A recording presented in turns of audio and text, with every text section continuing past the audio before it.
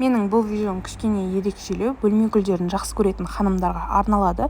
Бөлме гүлдерін алып, бірақ сонда да өлтіріп алып жүрген болсаңыздар, осы лайфхакты менен қарсы алыңыздар. Сіз арнайы тыңайтқыш алудың қажеті жоқ, арнайы медицинский йод болады, соны сатып алсаңыз болғаны. Ол өте арзан, кез келген аптекаларда сатылады. Мысалы үшін мына жердегі мендегі шифлер гүлі өліп қалған еді, тек ағашы қалған еді. Осы йодный растворды құйып, мен қайтадан өсіріп жатырмын, қыздар, өздеріңіз көріп тұрғандай.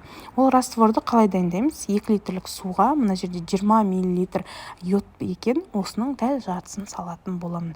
Судың температурасы бөлме температурасында болған дұрыс. Және де, қыздар, бұл средствоны шашуға болмайды, тек түбінен ғана құясыздар. Осыны бір-біріне жақсылап араластырып жіберіп, гүлдерге әрқайсысына өзіне қажетінше құйып шығатын боламыз.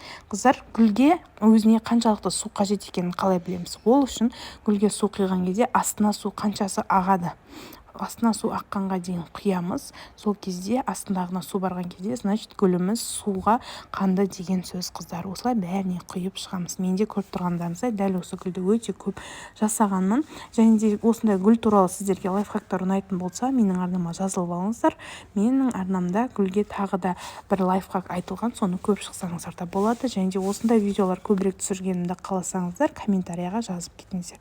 Қазақша каналдың дамуына үлес қосып, менің арнама жазылып, үнемі постоянно кері отзыв беріп отырсаңыздар, қуанар едім, қыздар.